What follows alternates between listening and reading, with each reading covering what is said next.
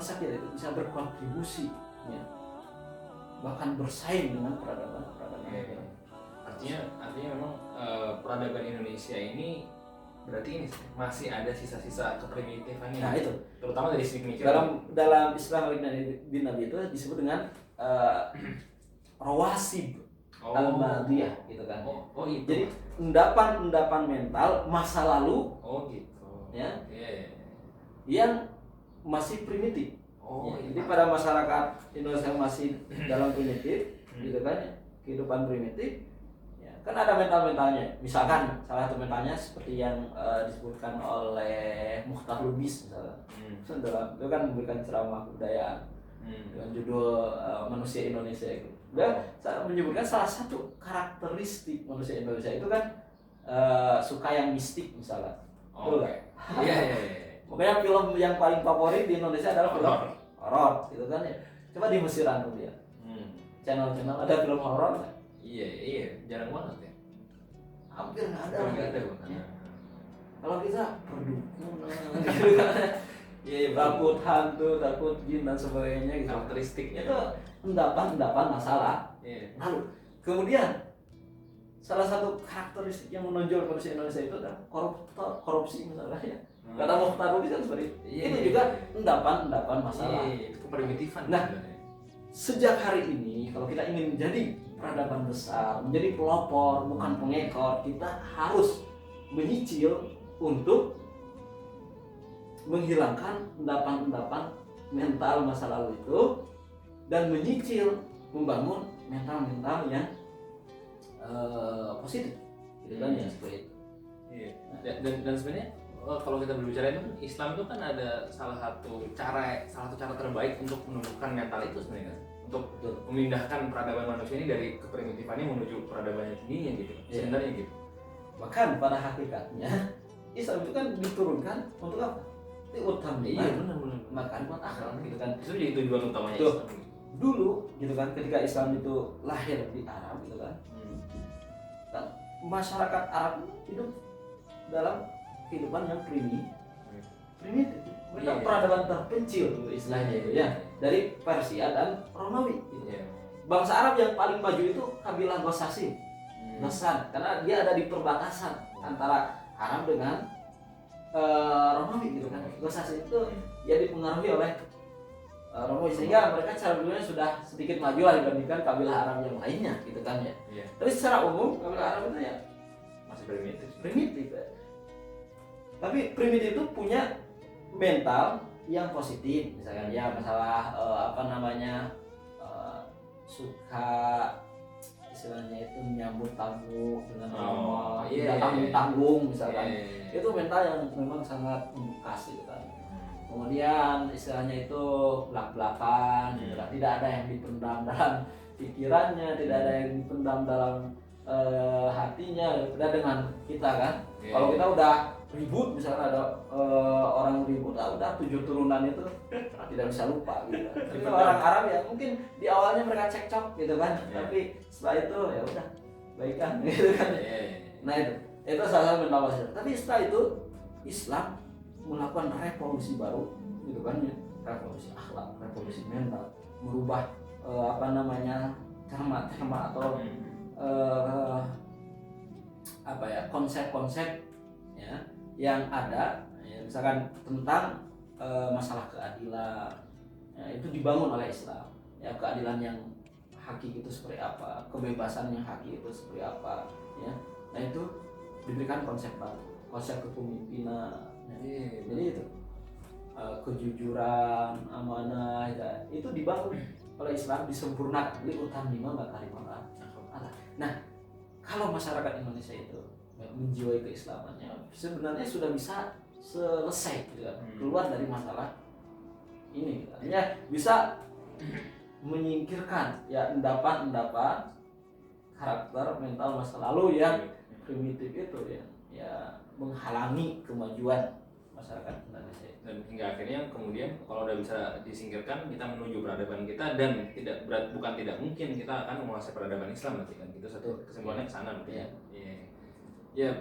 Berarti kan sebenarnya tadi umat Islam Indonesia ini atau secara umum sebenarnya tidak pernah ada kata tidak mungkin gitu Ustaz. Jadi semua peradaban, semua manusia itu punya potensi untuk mencapainya gitu. Nah, khusus untuk Indonesia sendiri, kita perlu untuk belajar dan melepaskan diri dari keterbelakangan kita gitu, keprimitifan kita gitu. Ya. Dan sekarang adalah cerah sejarah di mana bangsa Indonesia itu punya kesempatan yang sangat besar. Ya. Ini celah sejarah dalam arti begini. Sekarang dunia Islam itu kan taruh dalam keadaan carut marut gitu. Dunia Islam itu mundur gitu kan. Seperti itu. Dalam berbagai bidang. Ya. Seperti itu. Semuanya, tidak hanya Arab saja, tidak hanya Turki saja, semuanya gitu kan ya. Timur Tengah kita sudah tahu bagaimana politik mereka. Walaupun secara alam kaya gitu kan. Ya, seperti itu. Kemudian barbar ya, Afrika ya, atau Islam daerah Maghrib juga kondisinya tidak jauh beda kan. Ya. Masih dalam keadaan mencari jati diri gitu kan ya. Jati diri dalam politik, ekonomi kan. Seperti itu. Masih dalam keadaan transisi. Nah, Indonesia gitu kan. Indonesia sudah memiliki pengalaman dalam masalah transisi kepemimpinan, gitu. Transisi ideologi negara dan sebagainya gitu kan. Kita sudah melewati masa-masa transisi lebih lama dibandingkan Arab gitu. Kebebasan berpendapat, kebebasan berpikir kan di Indonesia sebenarnya sudah terjamin. Artinya didengar gitu kan, oleh siapapun ya. Tukang cukur pun gitu kan bisa berpendapat tentang pemerintahnya gitu kan ya, seperti itu kan. Nah, jadi kita memiliki potensi yang lebih besar daripada bangsa-bangsa lain. Nah, tapi kalau kita tidak bisa merubah cara berpikir kita, ingin terus melokal, ya sudah, kita tidak akan memberikan kontribusi yang kuat. Jadi selain itu semua ada celah sejarah ini Ustaz ya. Sekarang ini gitu yang jadi kesempatan kita sebenarnya. Iya. Oke. Dari sebenarnya kita sudah sampai pada kesimpulannya sebenarnya. Cuman mungkin terakhir gitu ya untuk kita membahas dari sisi yang lebih praktikal gitu. Jadi setelah kita membahas tentang bagaimana ada masalah umat Islam gitu, terus bagaimana Islam itu sebenarnya punya pengaruh yang positif bagi Indonesia. Lalu kesimpulan kita tadi bahwa Indonesia itu bisa suatu saat nanti memimpin atau jadi pelopor bagi peradaban Islam di dunia gitu. Nah, tapi yang terakhir mungkin ini mungkin sebenarnya butuh tema yang baru gitu, karena ini bola panjang pembahasan. Cuman mungkin sebagai pembuka gitu, tentang gerakan Islam. Jadi Indonesia sendiri kan sebenarnya tadi seperti disebutkan gitu, dari permasalahan politik saja yang paling dasar gitu ya. Yang paling mempengaruhi kebijakan politik sejak awal kebangkitan Indonesia itu kan bisa dibilang gitu, umat Islam gitu. Ya, dan itu kan fakta sejarah gitu. Kita tahu Serikat Islam, terus bagaimana Serikat Islam itu mencapai anggota yang jumlahnya sangat banyak gitu dalam waktu hanya 5 tahun saja gitu kan, Serikat Islam. Terus Ahmad Dahlan terus dengan ide pendidikan terus sosialnya gitu, terus Nahdlatul Ulama dengan berbagai macam pesantrennya gitu yang akhirnya meningkatkan tingkat literasi lah gitu kan, santri-santri atau orang-orang Indonesia gitu. Dan banyak sekali gitu. Terus kemudian Masyumi yang lebih paling terlihat Muhammad Natsir yang masih integral gitu kan. Artinya sebenarnya gerakan Islam ini kan sudah banyak sekali pengaruhnya untuk Indonesia gitu. Nah, tapi lagi-lagi gitu ya, selain dari masalah umat secara umum, gerakan Islam ini sendiri rasa-rasanya punya masalah tersendiri gitu. Karena kemudian dengan berbagai macam prestasi yang gemilang di dulu itu, rasanya tidak punya akar, yang tidak punya pengaruhnya gitu di gerakan Islam sekarang gitu. Rasa-rasanya kok mungkin seperti yang disebutkan tadi, jadi masih sifatnya melokal gitu kan. Terus berantem kerjanya kan, ormas yang sini bilang ormas yang sana jelek gitu, pusat yang sini mentahdir pusat yang sana gitu. Jadi kita kok jadi balik lagi gitu. Jadi kita udah membangun yang lama panjang ini, tiba-tiba gerakan Islam loyo gitu, jadi saling menjatuhkan satu sama lain. Jadi kira-kira masalahnya apa gitu gerakan Islam ini gitu, dan mungkin jadi nasihat buat kita semua gitu yang ada dalam gerakan Islam. Saya melihat masalahnya terporos pada kembali kepada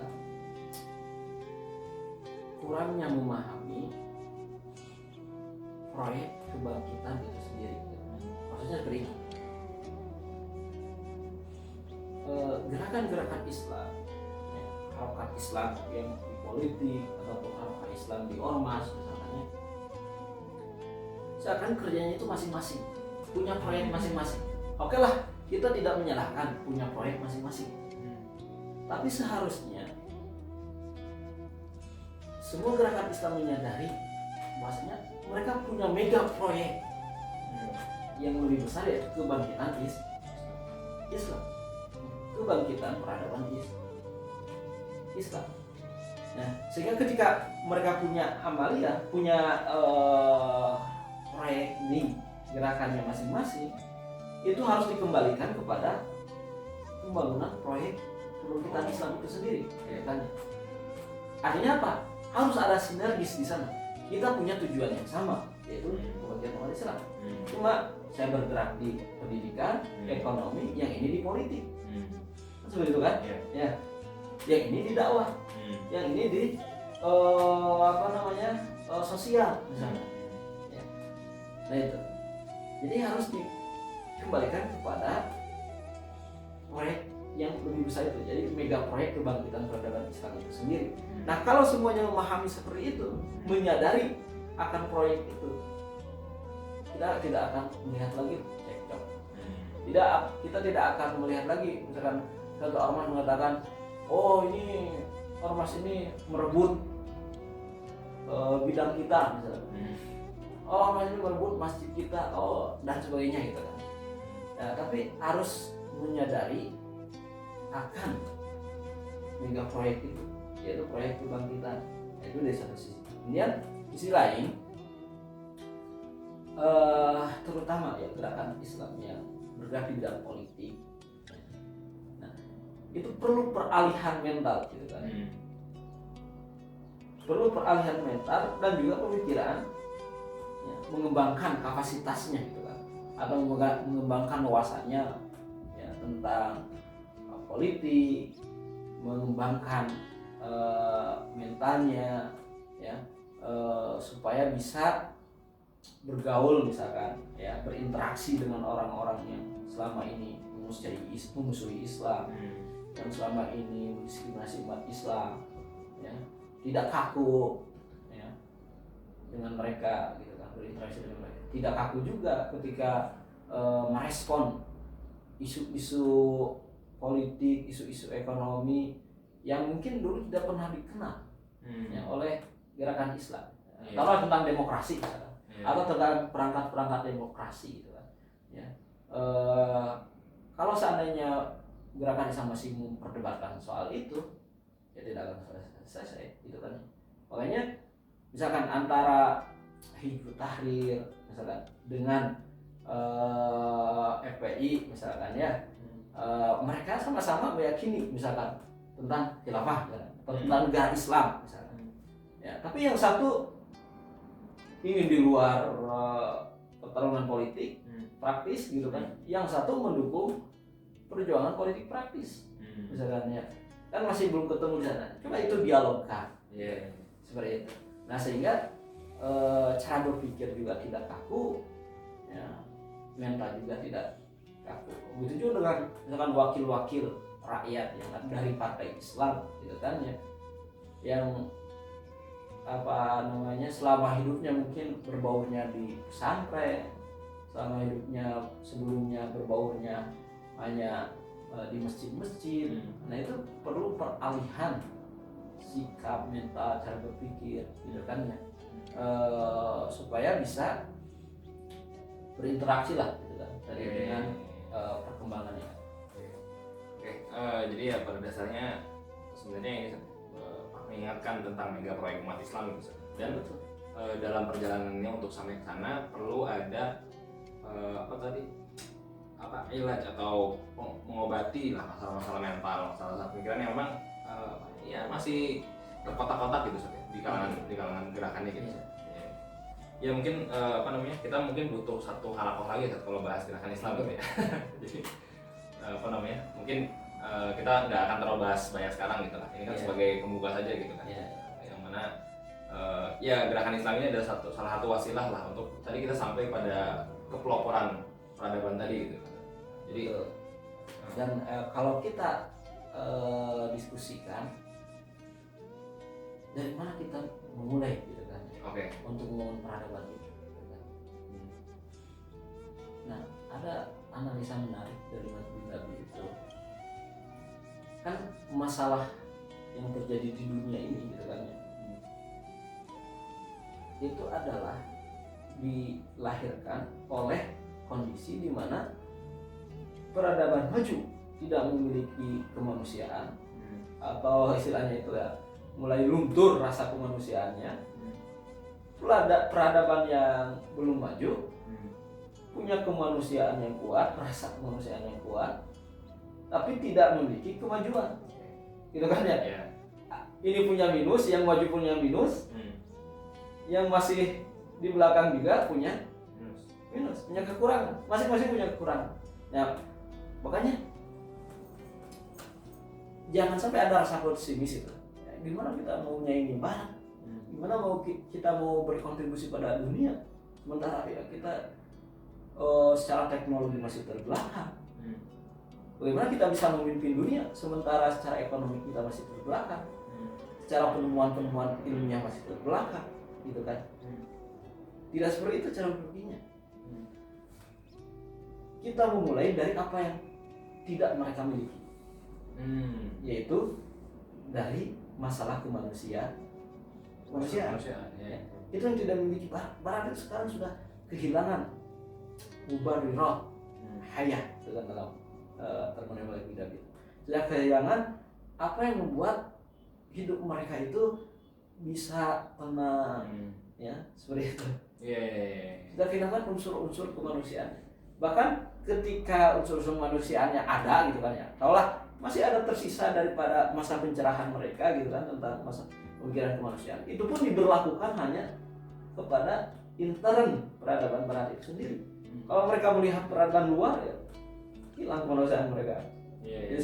Nah, mereka punya kekurangan dalam masalah kemanusiaan, kita memiliki kelebihan dalam hal itu. Maka madkhal kita untuk membangun peradaban dan berkontribusi bagi umat manusia di dunia itu ya masalah kemanusiaan. Di satu sisi, dan ini yang paling penting, supaya kita menjadi pelopor bagi peradaban itu, kita harus menyelesaikan masalah infialiyah yang melekat dalam diri kita, atau masalah sikap reaktif dalam menyikapi keadaan yang ada, dan juga masalah tabiiyah.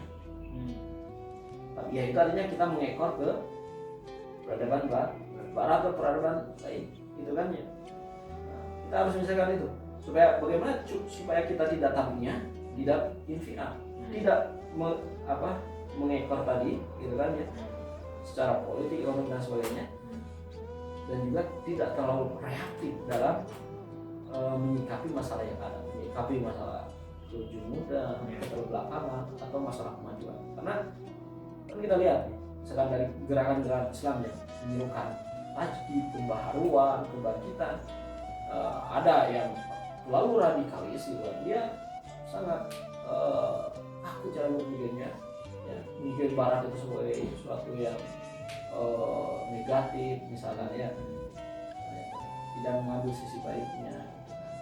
Akhirnya ya muncullah kayak ISIS dan sebagainya.